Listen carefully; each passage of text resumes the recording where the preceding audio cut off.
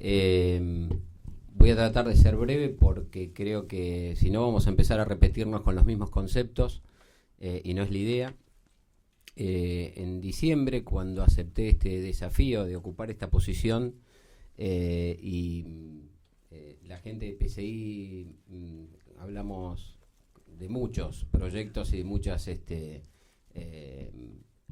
propuestas que tenían. Esta era una en la cual yo creo que dije que sí inmediatamente, y no por hablar de mí en forma personal, sino en un colectivo, ¿no? Digamos, desde todas las asociaciones creo que pensar en tener un foro donde nos escuchemos, donde intercambiemos opiniones, donde empezamos a ver que cuando nos empezamos a escuchar, y como bien decía Benjamín, somos todos parte de una misma industria y estamos en el mismo inconveniente o en la misma problemática, empezamos a ver que tenemos más acercamientos y concurrencias en lo que creemos y en lo que necesitamos que divergencias en lo que pensamos que tenemos que hacer. Esto se está demostrando en el transcurso de este tiempo, que lo venimos haciendo desde el instituto, juntamente con el Ministerio de Cultura, sin ninguna duda, y cuando empezamos a escuchar las distintas propuestas, problemáticas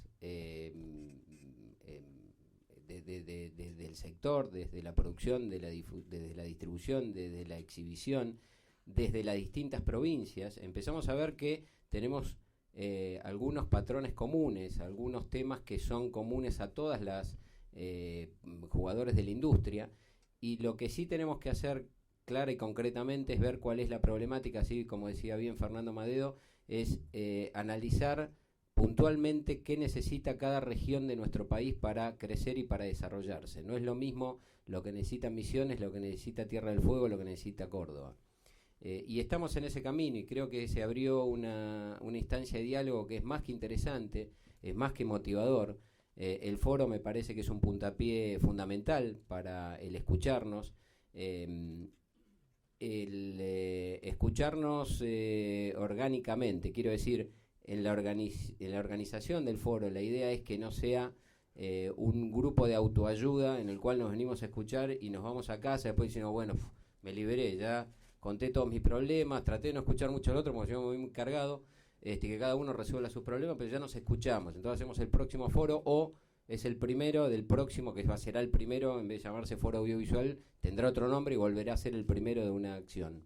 Con lo cual eso tenemos la obligación de hacerlo orgánico, de tener una organicidad, y concretamente creo que tendríamos que apuntar a dos cosas. Primero es que no se vea como una acción sesgada, y lo hablamos con la gente del PCI, que bien pero perfectamente definido por Benjamín, es PCI tuvo la propuesta, PCI la impulsó. Hoy es de todos, es un foro audiovisual que es mucho más amplio, donde después no haya nadie, ninguna asociación que baje ni sube a nadie de una mesa o de una discusión, porque no sirve, eso no tiene sentido. Eso termina siendo lo mismo que hemos hecho durante mucho tiempo, así como dice Pablo. Yo soy mucho más joven que vos, Pablo, con lo cual no tengo tanta experiencia en eso, pero que ha sucedido, que termina siendo muy sesgada la convocatoria también, y mucho más chica la respuesta positiva a esa convocatoria, porque se ve como algo que es puntualmente de una asociación, de un sector y de una problemática que se va a discutir, que no tiene nada que ver conmigo, no tiene nada que ver con el otro. Entonces termina siendo algo muy chiquitito, no tiene mucho...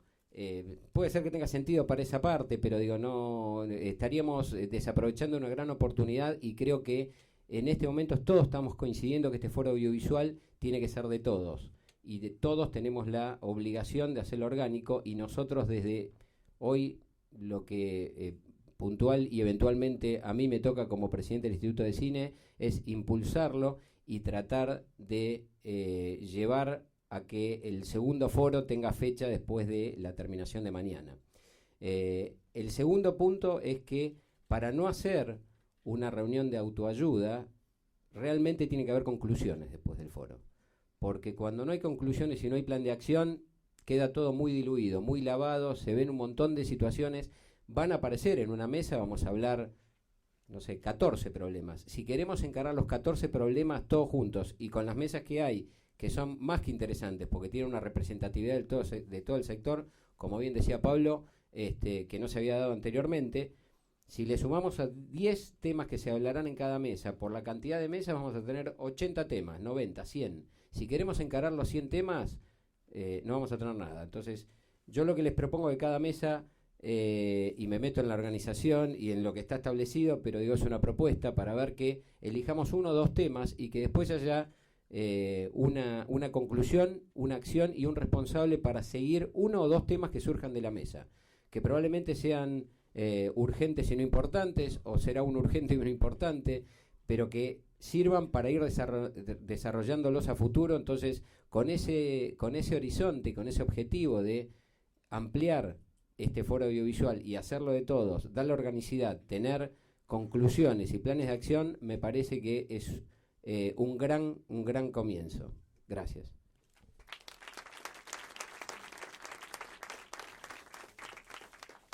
Bueno, yo también quería empezar por felicitar a PCI. Fue una de las primeras reuniones que tuvimos, creo que el 12, 13 de diciembre nos encontramos, y me llamó la atención muy positivamente esta vocación por ser un espacio de generación de propuestas y de reflexión, no solo con el foro, sino recientemente el seminario de formación de públicos en conjunto con Francia y el Inca, digamos.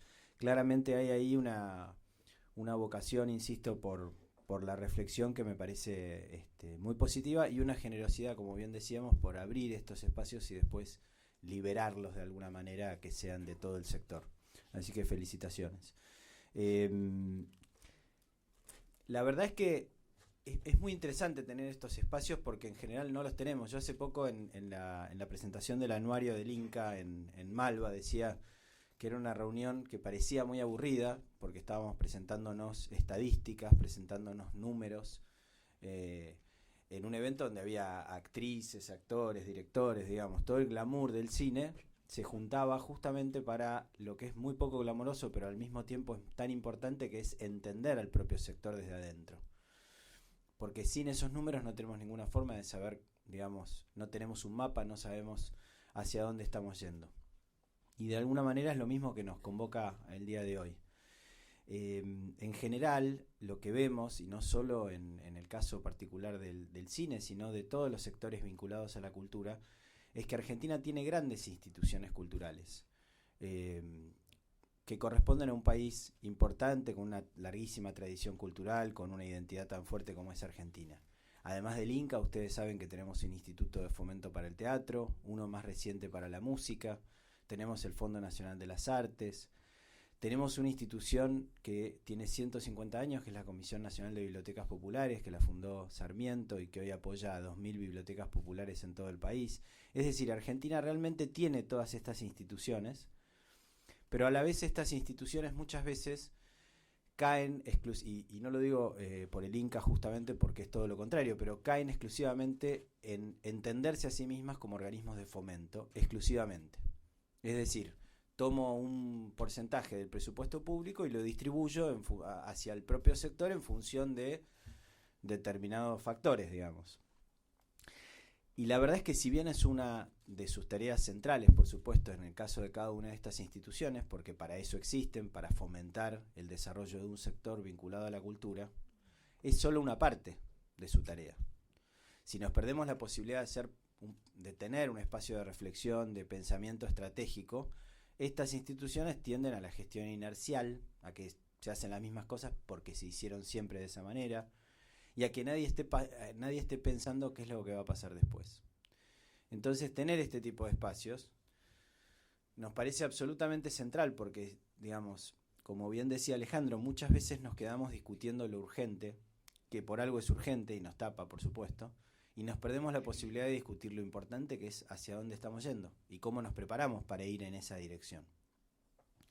Entonces yo creo que hay un pasaje que estamos haciendo en todos los organismos de fomento que pertenecen al Ministerio de Cultura de la Nación, que tiene que ver con esto, con ir cada vez más planteando espacios de discusión, de reflexión, que necesariamente tienen que ser absolutamente abiertos, diversos, plurales, porque si no, no van a ser este tipo de espacios de reflexión. De hecho, también otra cosa que digo siempre un poco para provocar, es que el problema de la cultura es que está exclusivamente en manos de la cultura, de gente de la cultura. Lo digo como provocación porque la cultura no es de gente de la cultura, sino que es para la ciudadanía en general. Y lo que estamos buscando justamente es que todo el mundo tenga la oportunidad de opinar, de participar y de entender hacia dónde debieran ir estas herramientas. Así que realmente celebramos este foro y lo acompañamos desde el principio. Celebramos además la vocación federal que tiene. Estamos acá con algunos colegas de distintas provincias. Con Alex nos hemos encontrado en Mendoza, en la asamblea justamente del INCA, y nos vimos antes, si no me equivoco, en Córdoba para el Consejo Federal de Cultura, y estamos constantemente pateando el país y encontrándonos en diferentes lugares. Disculpen, ¿me pasas un vaso de agua, Ale? Por favor, gracias. Estamos constantemente pateando el país, buscando, muchas gracias, buscando lo que nosotros llamamos un Ministerio de Cultura sobre ruedas, y es que no concebimos el Ministerio de Cultura si no es trabajando en forma directa y constante con nuestros colegas de provincias y municipios de todo el país para fortalecer sus propias capacidades de gestión de promoción cultural. Y es una muy buena noticia la asamblea del INCA que se hizo en Mendoza, porque no solo logró poner en marcha el Consejo Federal, que obviamente era una herramienta central para el desarrollo de la institución, sino porque fue efectivamente un encuentro muy plural, muy representativo, donde todo el cine del país estuvo presente discutiendo. Anoche, de hecho, presentamos a las primeras ciudades ganadoras de un concurso que organizamos, que es la Red de Ciudades Creativas de Argentina, donde están Godoy Cruz de Mendoza, Salta, Córdoba y Neuquén. Sobre un grupo de 40 ciudades que se inscribieron, fueron las que ganaron. Y lo menciono porque las ciudades son también un espacio central para el desarrollo de una industria como el audiovisual. Lo digo por experiencia, y de hecho están mis ex compañeritos de trabajo del Distrito Audiovisual de la Ciudad de Buenos Aires acá en la sala. Es muy importante la toma de conciencia de los gestores culturales públicos respecto a la importancia de las industrias culturales y creativas, la importancia de tener una gran industria cultural en tu ciudad, en tu provincia. Está vinculada, por un lado, por supuesto, al desarrollo de la identidad cultural, digamos, y la posibilidad de que cada uno tenga la posibilidad de contar su propia historia en forma individual, pero sobre todo colectivamente. Pero además las industrias culturales y creativas generan mucho empleo de alto valor agregado, movilizan realmente muchísimos recursos, y son los sectores que nos interesa promover en este siglo XXI. Por lo tanto, me parece que hay muchas experiencias, y vi en el programa que se va a estar discutiendo el tema clusters, hay muchas experiencias de aprendizaje, digamos, para hacer, porque además hay otras partes del país que hoy están desarrollando sus propios clústeres audiovisuales. Y entonces destacar también esta cuestión de lo federal como algo realmente central. Por otro lado, y va muy en línea con el foro, en general en gestión cultural habitualmente lo que falta es la gestión. De alguna manera cultura muchas veces disimula la falta de gestión. Confundimos la gestión cultural con la organización al infinito de un evento atrás del otro, recitales, festivales en el caso del cine, que por supuesto son necesarios y son parte del trabajo que tenemos que hacer. Pero muchas veces cuesta encontrar una reflexión detrás de por qué hacemos lo que hacemos, más allá de juntar público, digamos, ¿no? Y me parece que espacios como este dan la posibilidad de pensar seriamente cuáles son los instrumentos que tenemos que desarrollar para desarrollar un sector, para fomentar un sector.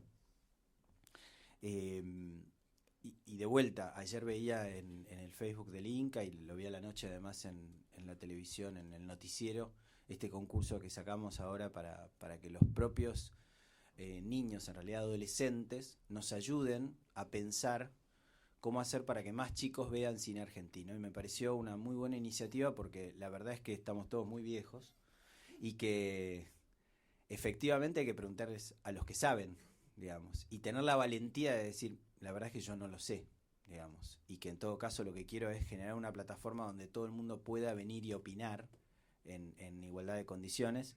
Me parece muy saludable, y este foro nuevamente me parece que va en esa dirección.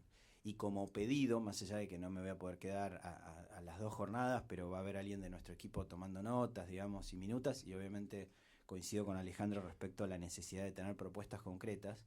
Como pedido también creo que una reflexión sobre qué debiéramos hacer nosotros, más allá del propio sector, digamos, somos parte del sector en este caso, pero qué debiéramos hacer, digamos, la oportunidad de poder reflexionar sobre cuáles son las políticas culturales públicas de nueva generación que debiéramos estar impulsando para un desarrollo saludable del sector, para expandir las fronteras del sector, para formar públicos, para dar cuenta de los cambios que se dan en términos de consumo, hábitos de consumo, los cambios tecnológicos, los cambios respecto a la proyección de nuestra identidad hacia el resto del mundo. En fin, realmente es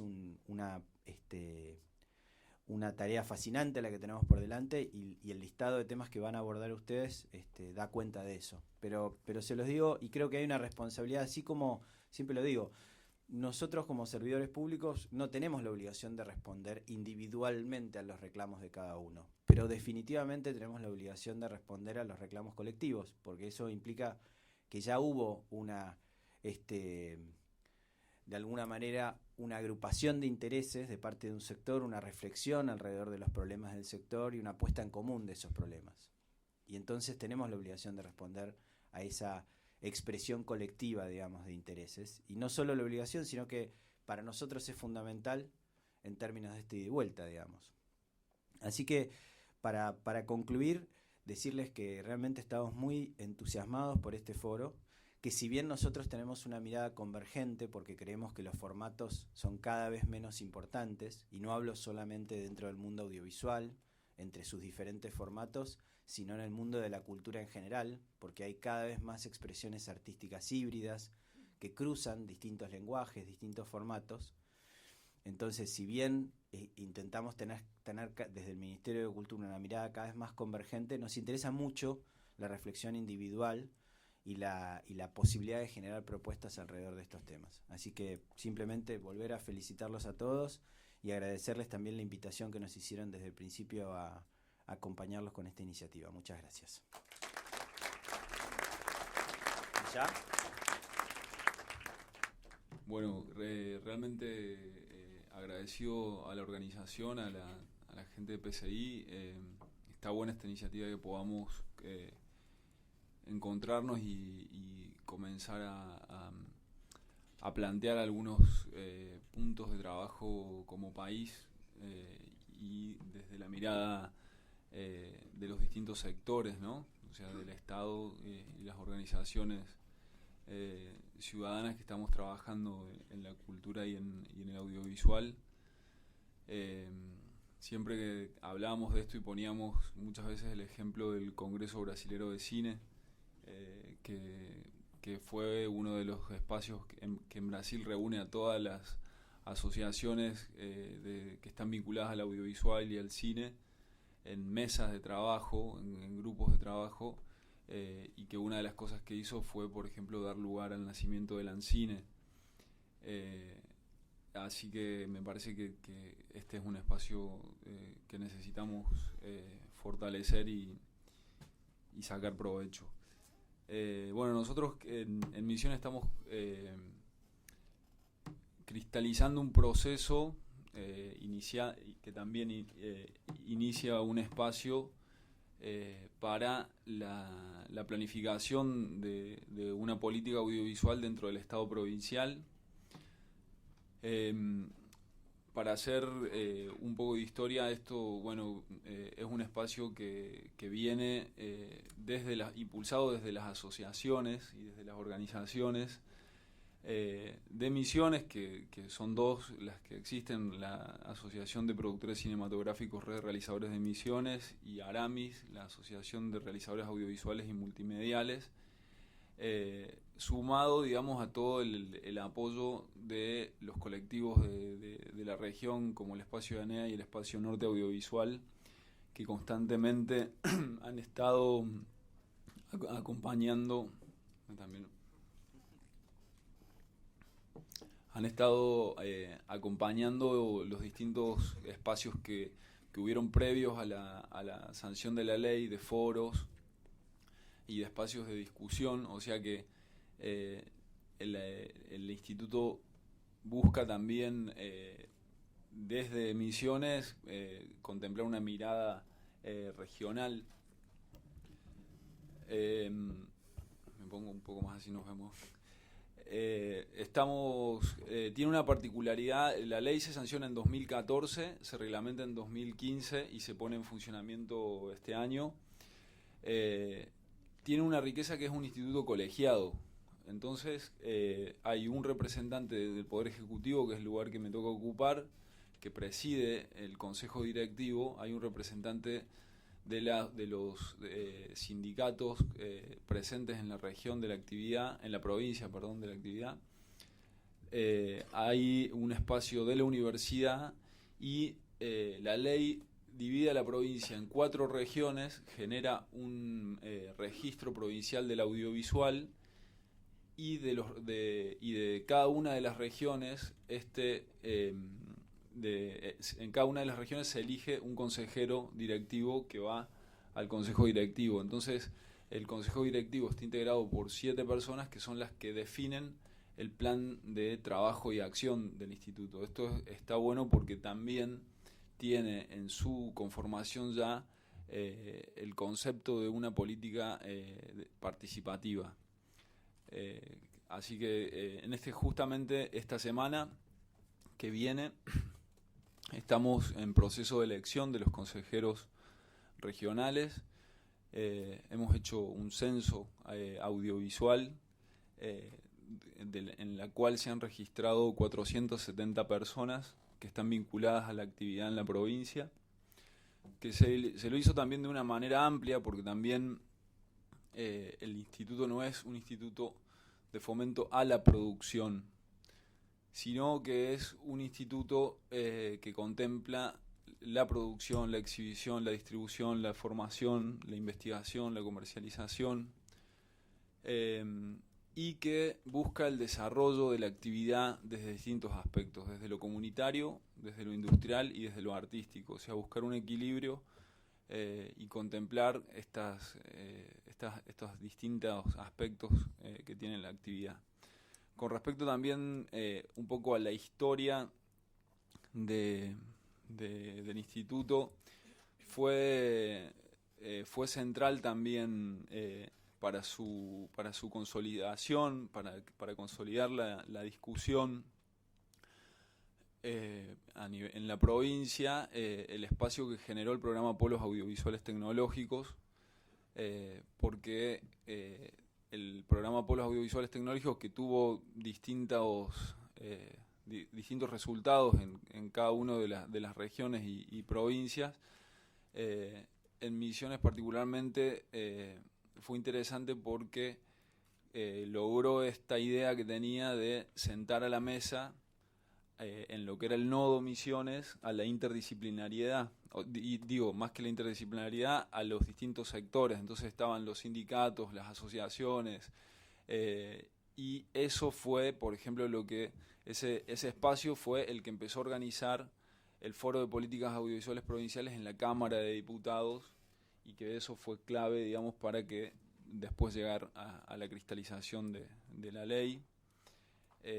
Así que esto es, bueno, un poco de la historia y de los objetivos que tiene. En este momento estamos trabajando en algunos proyectos. Por un lado, generando con el equipo proyectos que van a ser presentados a este Consejo Directivo en la primera reunión que va a ser en el mes de agosto, y donde se van a definir el avance hacia determinados ejes. Y por otro lado, también esto de tener ya una herramienta nos ha permitido, dentro del Estado también nos ha permitido poder acercarnos a instituciones de la Nación, como el Instituto Nacional de Cine, como el Ministerio de Cultura, el Sistema Federal de Medios, y poder interactuar y buscar estrategias conjuntas para desarrollar acciones en el territorio. O sea que creo que es algo fundamental eso. Y estamos trabajando en el desarrollo de un circuito de pantallas, que la idea el objetivo es que tenga 4 ítems. Un ítem es fortalecer y acompañar todo lo que sea la convocatoria y la difusión de lo que suceda en los espacios incas que hay en la provincia, que hay 3 espacios incas. En Iguazú está por comenzar a funcionar. Se inauguró el año pasado, pero va a estar abierto este año. La semana que viene va a comenzar a funcionar, tengo entendido. Está Oberá, Posadas, y Ituzaingó, que pertenece a Corrientes, pero que comunicacionalmente, como está a 50 kilómetros de la ciudad de Posadas, toda la comunicación que tiene está más relacionada a Misiones que a Corrientes. Entonces también pertenece a ese mismo circuito, y el jueves de la semana que viene vamos a hacer un primer estreno de un documental producido con el Instituto Nacional de Cine, de un director misionero que se llama Sergio Acosta, egresado también de aquí de la ENERC. Este documental se llama Piraí 18 y va a tener su estreno en todas las salas, en las 4 salas, y una presentación provincial. Bueno, es un primer esbozo de esto. La idea es como poder fortalecer eso como uno de los ejes. Otro de los ítems de este circuito de pantalla va a ser un circuito de salas que se llama Salas Yavim, que son espacios más independientes, bibliotecas, cineclubes que existen en distintos espacios, escuelas, que tienen un equipo humano de gente que está interesado en proyectar cine y en que la gente se acerque a ver audiovisuales. Entonces vamos a con ellos tener como una programación constante, y también generar estrategia, digamos, para el desarrollo de audiencia en cada uno de los lugares. Ese va a ser como el objetivo de esta de esta mitad del año, o sea, juntarnos con estas personas que están en cada uno de estos espacios para ver cómo podemos colaborar en que pensemos algunas estrategias para desarrollar el año que viene, mirando algunas acciones en miras al desarrollo de audiencia local, ¿no? Otro ítems que tiene son las pantallas de televisión. Hemos hecho un convenio con una asociación de cables que se llama la Asociación Misionera de Cables, que reúne a 20 canales de cables que cubren a toda la provincia, y ellos nos van a ceder un espacio para la difusión de cortometrajes y de cine regional, y a su vez planificar cada 2 meses un estreno simultáneo. O sea, en un mismo horario hacer un lanzamiento y que esté la misma programación en estas pantallas. Y el otro ítem que también está bueno, porque es algo que hacía mucho que estábamos tratando de lograr, pero nunca llegamos a materializarlo, que es con los colectivos. En los micros de media y larga distancia, poner la producción local, regional, y por supuesto, bueno, todo lo que nacional, y bueno, tener la mirada de la diversidad cultural en cuanto al fomento, a formarnos en el gusto de ver otros cines, ¿no? Claro. Viste que pelis de Van Damme, bueno, pero bueno. Claro. Y va a estar difícil, pero va a estar. La lucha contra Van Damme va a estar difícil. También estamos en negociaciones con aerolíneas. Y ya ahí estamos avanzando para que cuando nos subimos todos al avión vemos que en las pantallitas están los contenidos, que están muy buenos porque son contenidos nacionales, pero la idea sería que por lo menos en los vuelos que vienen de Misiones a Buenos Aires o van de Buenos Aires a Misiones veamos producción nuestra y de la región. Siempre tenemos como esa mirada.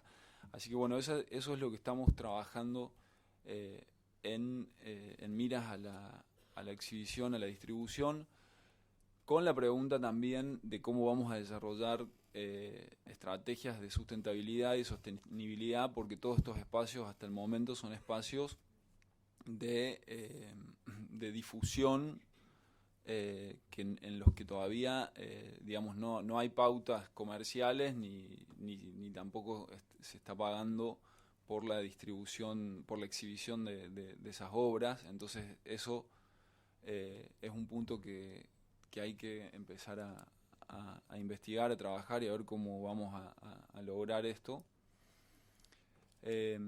Y bueno, después vamos a estar trabajando también en un proyecto que se llama Incubadora, también un poco siguiendo el modelo de lo que fue la incubadora del programa Polos, que era esto que se llamaba Fábrica de Televisión, en la que posibilitó hacer varias producciones de ficción y estrenarlas en las provincias. Entonces vamos a estar trabajando regionalmente algunos proyectos, incorporando también la cuestión de los videojuegos, de la animación, como espacios para el desarrollo de estos proyectos.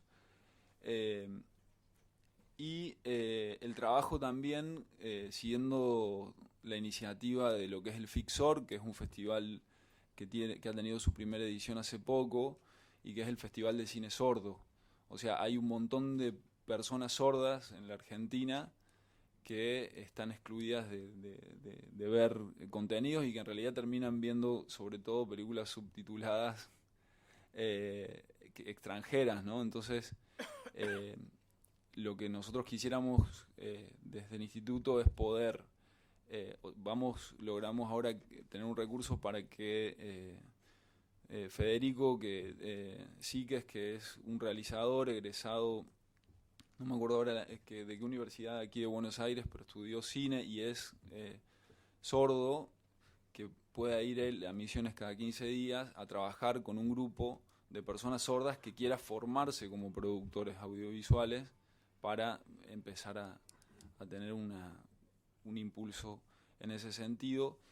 Y por otro lado, estamos trabajando también en un programa que se llama Cine Joven Comunitario, en el que articulamos con la Dirección de Educación Artística del Ministerio de Educación, y estamos trabajando lo que llamamos alfabetización audiovisual, ya que uno de los objetivos que tiene la ley es incorporar en la currícula educativa la alfabetización audiovisual, o sea, aprender a leer, a escribir y a analizar las obras audiovisuales o el audiovisual.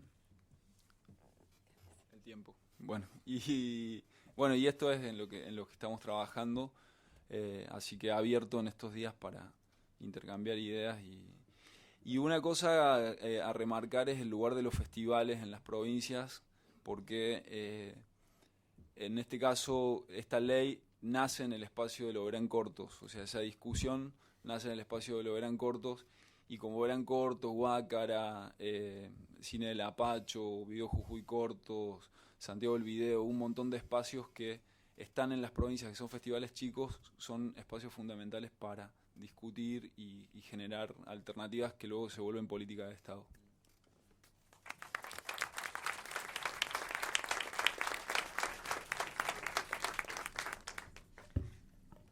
Ahí está. Gracias. Bueno, antes que nada vengo en representación de San Luis Cine. Y quiero agradecer esta iniciativa a los organizadores de este foro, y quiero agradecer especialmente la apertura hacia las provincias del interior de nuestro enorme y gran país, que tienen problemáticas diversas y que tienen básicamente todo una búsqueda por fortalecer no solamente la industria cinematográfica, sino el desarrollo de los creadores locales. Así que bueno, muchas gracias por permitirnos participar para poder expresarnos. Voy a hacer un poquito de historia con respecto a la Ley de Cine de San Luis. La Ley de Cine está cumpliendo 15 años en este momento. Y esto ha implicado grandes esfuerzos y una voluntad política de sostenerla a lo largo del tiempo. Nuestra ley de cine se inició, como todas las leyes, en un papel, y se empezó a... La ley tiene un presupuesto destinado para la producción de películas, ¿sí? Esto es algo importante dentro de la provincia porque ese dinero está destinado para la producción de películas. Una vez que la ley se sancionó, nosotros empezamos a percibir... San Luis es una provincia pequeña, está en el centro de la Argentina, al lado de una provincia muy importante que es Córdoba. Había una problemática muy específica. Los jóvenes se iban de San Luis a estudiar a la Universidad de Córdoba. Entonces, la ley fue principalmente un eje de atracción hacia las personas, hacia los jóvenes que dejaban la provincia y que se volvieron a radicar. En el año 2002, la ley se inicia con un curso muy completo con profesionales muy capacitados, donde de manera gratuita lo que se busca es comenzar a relevar cuáles eran los intereses de los creadores. Yo creo que es súper importante recordar que la cultura, esta cosa inmaterial, pertenece a todos. Y San Luis es una provincia que viene apostando hace mucho tiempo a leyes culturales, como una industria sin humo, con una industria que tiene, tiene un pacto de paz con el medio ambiente, se puede realizar intelectualmente y requiere fondos, ¿verdad? En el 2002, cuando se hace esta primera capacitación, ya allí empezaron a relevarse diferentes realizadores, diferentes intereses, porque todo era un estado embrionario, todo estaba en ciernes. Básicamente había gente joven con ganas de hacer cosas. Hubo muchísimos inscriptos, egresaron aproximadamente un 80% de los inscriptos, donde, digamos, el único requisito era el presentismo. Y eso ya empezó a hablar de estas nuevas industrias que requieren de nuevos pensamientos. Cuando la ley se abre a la comunidad, también detectamos otra problemática. Nosotros no teníamos una gran cantidad de mano de obra local. Entonces, por ende, los proyectos que arribaron a la provincia de San Luis básicamente fueron en su mayoría proyectos que venían de la industria de Buenos Aires. Y aquí se presenta para mí algo que, como argentino, sería importante, ahora que estamos hablando de la diversidad, tener mucho en cuenta, ¿no es cierto?, que este país es muy grande, San Luis queda 800 kilómetros, y sigue, es un país enorme que tiene diferentes tipos de manifestaciones culturales, diferentes lenguas, aunque parezca mentira, tenemos tanto lenguaje diverso, además de la lengua que hablamos todos, y tenemos intereses muy variados. Una de las cosas que a mí me llamó la atención en esta primera etapa fue que la mayoría de los guiones que nosotros recibíamos eran guiones que sucedían en Buenos Aires. Esto es fuerte para un provinciano, donde todo el acontecimiento y la temática sucede en el Obelisco y a pocas cuadras alrededor, ¿no es cierto? Porque finalmente lo que nos demuestra es que hay un imaginario que está como cooptado por esta gran urbe, por esta gran metrópoli, donde venimos los provincianos y nos hacemos porteños, lo notarán por mi acento, que lo voy perdiendo. Y realmente lo que la ley busca en este momento apuntalar son los valores que significan para nosotros la puntanidad, que es la cultura regional y los rasgos característicos de nuestra provincia. La ley continuó. Nuestra ley tiene una obligación para acceder al beneficio. La presentación es una presentación como la que se hace al instituto, con plan financiero, tiempos de filmación, antecedentes, guión, todo esto.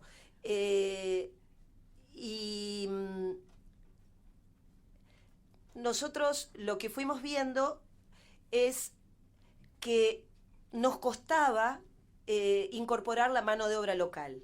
La mano de obra local está incluida dentro de la ley de cine. Para acceder a este beneficio se debe contratar un 100% de bolos, un 50% de técnicos, un 10% de actores coprotagónicos y queda en manos de los productores el tema de directores, productores y jefes de equipos, básicamente, los cabezas de equipo.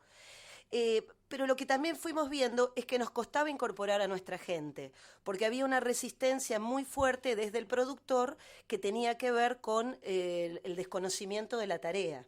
Entonces se fortaleció el tema de la capacitación, se pidió expresamente a todas las producciones que se hicieron dentro de la provincia que capacitaran a nuestra gente a través de seminarios y a través de la incorporación de meritorios, donde se aceptara que el otro estaba iniciando un camino nuevo. ¿Sí? Hoy, 15 años después, podemos decir que tenemos un sindicato que aglutina los técnicos, que es el CITIC, tenemos una asociación cinematográfica de San Luis y tenemos un montón de mano de obra local que se ha ido desarrollando en el quehacer y en la realización de esta industria audiovisual. Por otra parte, celebro profundamente la discusión, porque me parece que el mercado audiovisual, la industria del cine, es un tanto misteriosa. Digamos, hay toda una serie de aspectos donde yo me considero una persona que viene de la cultura, no específicamente de la rama del cine, sí soy representante de San Luis Cine en Buenos Aires, pero en el quehacer específico, lo que yo creo es que se tiene, digamos, que ampliar los horizontes para incorporar esta volatilidad que tiene la industria cinematográfica, esta cosa que ustedes saben porque son parte de la industria, esta serie de situaciones que se resuelven muchas veces con ese conocimiento, pero que a las personas de las provincias no nos llega como hechos, nos dice el productor, esto es así. Entonces es muy difícil desentrañar cuando las cosas vienen masticadas. Entonces me parece fantástico poder abrir, mostrar, sanear. Creo que es importantísimo. Hay que convenir que la industria cinematográfica es una gran industria, es un gran negocio también. Entonces es importante el saneo de todas las partes para que cuando vienen las realizaciones de Buenos Aires, las producciones de Buenos Aires a las provincias, haya una apertura dentro de estas personas tan técnicas para comprender cuál es la necesidad del otro y para discutir los problemas que tienen que ver con realizar cine a 800 kilómetros, por ejemplo, en el caso de San Luis, de esta gran urbe. ¿Sí? En este momento se están filmando diferentes cortometrajes que son el resultado de 2 concursos. Uno fue el concurso del agua, que fue un concurso nacional, y otro fue un concurso que tiene que ver con la puntanidad, con los valores puntanos y con lo que nosotros consideramos que son los aspectos regionales. Que esto es un gran reto, porque le implica a una persona que no es de San Luis empezar a observar cuáles son las características que tienen las regiones. Y vuelvo a hacer hincapié que este es un gran país, tiene variedad de regiones. Así que bueno, los invito a que se acerquen a la Casa de San Luis a presentar sus proyectos. Como siempre vamos a exigir que se cumpla la cuota de contratación de mano de obra local y que nos conozcan a nuestros guionistas, a nuestros directores, para que se puedan incorporar a este gran mundo y que formen parte del mercado de la Argentina. Muchas gracias. Bueno, en principio gracias por invitarnos. Miraba un poco el programa de estos 2 días y... Miraba el programa de estos 2 días y lo primero que me pregunté es, bueno, ¿qué hace el museo acá, básicamente?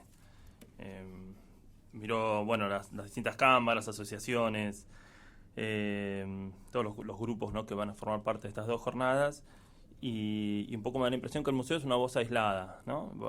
Hay, en principio porque hay pocas instituciones, ¿no?, como el museo, y segundo que las otras que hay que nos acompañan también tienen poca visibilidad. Por lo tanto, bueno, celebro que estemos acá, y tal vez parece que voy a hablar de cuestiones que no están directamente relacionadas con lo que estuvimos charlando recién, pero me parece que de muchas maneras sí. En principio, y también alguien recién me preguntaba, bueno, ¿qué hace el museo? Por si no se sabe, el museo fundamentalmente lo que hace es tratar de cuidar las películas que todos ustedes hacen y mostrarlas, ¿no? Entonces, de ese modo, sin duda, hay una relación directa un poco con lo que se va a charlar durante estas 2 jornadas. Bueno, un poco siguiendo tal vez alguna tradición que vincula al museo con el pasado y con la historia, y mi propio vicio de historiador, tengo acá para empezar una pequeña cita de uno de los historiadores más importantes, ¿no?, del siglo pasado, que fue el británico Eric Hobsbawm, y que después de dedicarse mucho tiempo a estudiar el siglo XIX, en los últimos años de su vida empezó a pensar y a trabajar sobre el siglo XX. Y al respecto pensó también cuáles son los vínculos actuales, ¿no?, que tienen las generaciones con ese mundo, ¿no?, que es, como él a veces también señalaba, ese país extranjero que suele ser el pasado. Y dice lo siguiente: la destrucción del pasado, o más bien de los mecanismos sociales que vinculan la experiencia contemporánea del individuo con la de generaciones anteriores, es uno de los fenómenos más característicos y extraños de las postrimerías del siglo XX. En su mayor parte, los jóvenes, hombres y mujeres de este final de siglo, se refiere al final del siglo XX, crecen en una suerte de presente permanente, sin relación orgánica alguna con el pasado del tiempo en que viven. Y después se dice, bueno, ¿de quién es responsabilidad de que ese pasado, ¿no?, sea recordado, ¿no? ¿Y qué es lo que debe ser recordado? Y señala, bueno, ahí le da una importancia, ¿no?, fundamental al papel de los historiadores, pero también de las instituciones, ¿no?, y fundamentalmente del Estado. El Estado tiene responsabilidad, ¿no?, para que las generaciones actuales no vivan en esta suerte de presente permanente, ¿no?, o continuo. Pensaba también, hagamos como este pequeño ejercicio. Imaginemos que, bueno, obviamente, ¿no?, el Inca tiene un papel, ¿no?, clave, y ha tenido un papel clave, ¿no?, para el desarrollo de la producción audiovisual y el desarrollo del cine argentino, ¿no?, en los últimos tiempos. Realmente, ¿no?, lo que ha sucedido en los últimos años en torno al cine argentino está directamente vinculado con las políticas, ¿no?, de apoyo y de fomento del Instituto Nacional de Cine. Pero imaginemos que de repente, ¿no?, en no demasiado tiempo, las películas empiezan a ser en una especie de material que se desmaterializa a los 6 meses, ¿no?, como esos como los mensajes que le llegaban a Maxwell Smart o en Misión Imposible, ¿no?, que se autodestruían. Digamos que después de hacer el circuito habitual, ¿no?, de festivales internacionales y lograr algún estreno local, ¿no?, en las condiciones en las que se puedan, la película desaparece, ¿no?, y cae se destruye y se acabó. ¿Qué pasaría, ¿no? En principio, digamos, ¿qué público estaríamos formando? ¿Qué público tendríamos? ¿Qué críticos de cine tendríamos? ¿Qué espectadores? ¿Qué realizadores tendríamos? ¿No? Si solo pudieran acceder a las películas realizadas en el mismo presente o en los últimos 6 meses y nada más. Y todo lo demás estaría evanescente, ¿no? Preguntas para pensar. Y para subrayar en este caso la importancia del Museo del Cine. Digamos, el Museo del Cine es una institución pública, como les decía recién, guarda las películas, lo hace muchísimos años, no es la única, hay otras. Hoy por hoy es la única institución pública que realmente trata de guardar esas películas de acuerdo a la Federación Internacional de Archivos Fílmicos. Digo, hay otra gente que se dedica a hacer esto en el mundo y que hay criterios internacionales. Hoy es el museo el que trata de seguir esos criterios, y desearíamos que otras instituciones también lo hicieran. Y un poco un pequeño relato para ver por qué tiene sentido y por qué es importante esto. En 1908, el cine, a partir de más o menos de 1908, más o menos, bueno, el cine todavía seguía siendo percibido como una curiosidad óptica, ¿no? Un juego curioso que no tenía demasiado porvenir, demasiado futuro. A partir de 1910 y hasta mediados de siglo, se convirtió en el pasatiempo y el ocio favorito de las masas. Fomentado, obviamente, ¿no?, por una industria creciente que después se convirtió en una de las mayores industrias del espectáculo del siglo XX. En las décadas de 1950 y 1960, el cine fue elevado sin discusión a la categoría de arte. A continuación, entre los 70 y los 90 y el fin del siglo XX, el cine y todo lo que lo rodea se adentra en el ámbito ya de la cultura de masas, del consumo rápido y masivo, sin atender demasiado criterios artísticos y de calidad. Es la época en la que aparece el merchandising en torno a las películas, en que desaparecen las salas, como en general las conocimos, surgen los multicines, los espacios, ¿no?, donde una especie de supermercados de consumo cinematográfico, controlados en general, ¿no?, por grandes compañías de distribución y de producción. Justamente en ese momento es que empiezan a surgir, y coincidente también en parte con la celebración de los 100 años del cine, empiezan a surgir el cine como valor patrimonial, ¿no? Digamos, después de haber sido la curiosidad del siglo, el ocio del siglo, el arte del siglo, la cultura de masas del siglo, el cine se convierte de algún modo en el patrimonio del siglo. Digo, sería difícil discutir hoy o oponerse a la idea de que el material audiovisual, ¿no?, es el mayor patrimonio que tenemos, ¿no?, de nuestro siglo XX, ¿no?, el siglo XX pasado. En ese sentido, ¿no?, nuevamente insistimos habitualmente, ¿no?, desde el museo lo hemos charlado muchas veces, y es algo que pareciera estar cambiando, ¿no?, a partir de ahora, ¿no?, de estos últimos meses. Pero ¿por qué, si el Estado tiene esta política tan intensa, ¿no?, en producir y en sostener una producción audiovisual, por qué no se ha ocupado de guardar también eso mismo que ha producido, ¿no?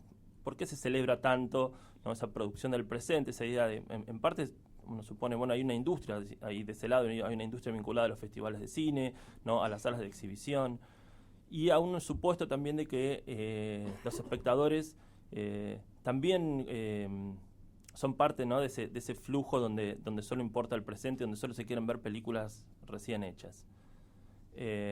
En ese caso, por momentos hay cierta subestimación también de los espectadores, ¿no?, o del público. El público también es algo que debe formarse.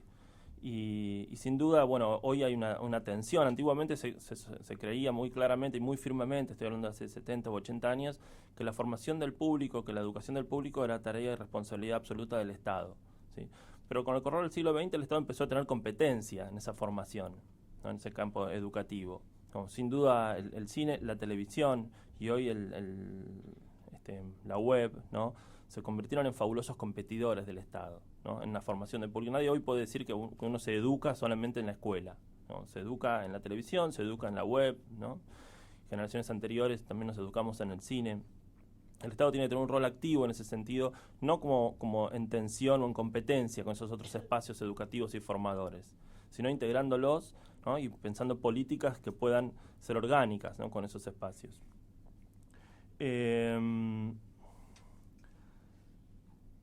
Corremos el riesgo, ¿no?, cuando el cine, cuando apareció el cine, ¿no?, y se conformó en este espacio tan favorito, ¿no?, de entretenimiento de las masas, digamos, fue una innovación visual tan potente que los espectáculos precinematográficos, ¿no?, las linternas mágicas, los panoramas, los teatros de sombras, los dioramas, digo, había un sinfín de espectáculos durante el siglo XX ópticos geniales, muy, muy geniales, que bueno, que hoy tratamos de reconstruir, ¿no?, tratamos de ver cómo fueron.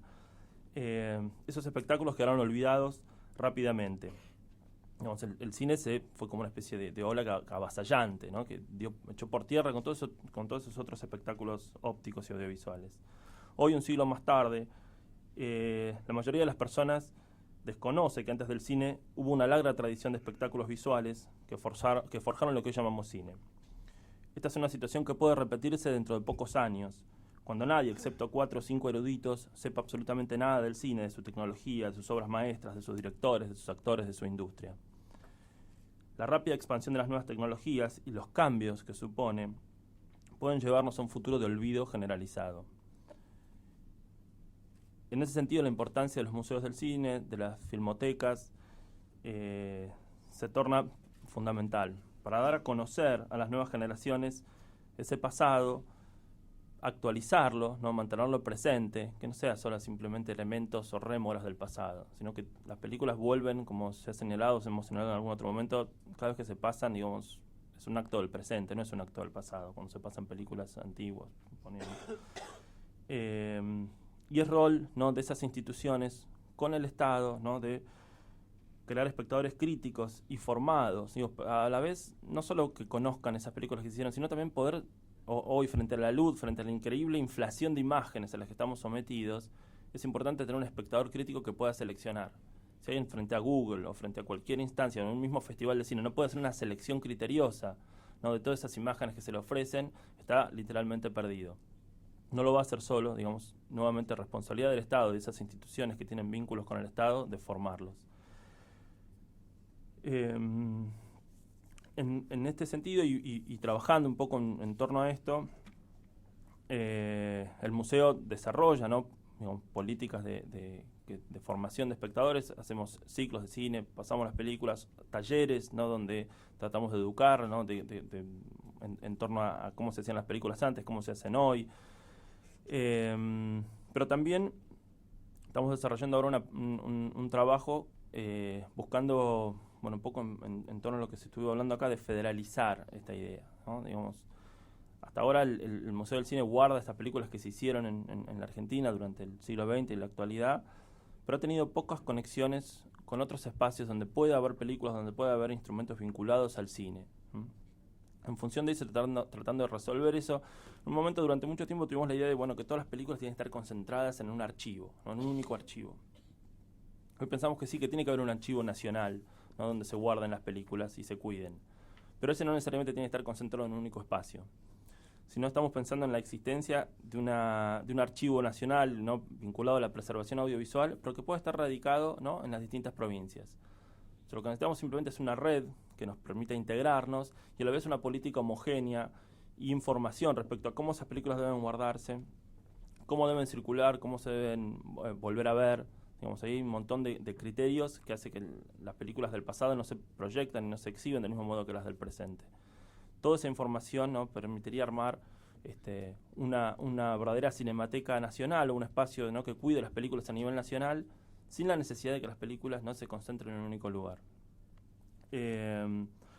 Por último, insisto en lo que vengo diciendo, hoy el sector privado no se va a ocupar, digamos, de que esto suceda. Básicamente el sector privado tiene, en el mundo audiovisual ya tiene sus propias dificultades para seguir haciendo películas, para poder distribuirlas y para poder estrenarlas. Por lo tanto, siempre apuntamos a que es responsabilidad del Estado. Digamos, el Estado no se ocupa de que esto suceda, no puede quedar en manos privadas, pues no va a ser básicamente porque no es rentable. Bueno, gracias por la invitación.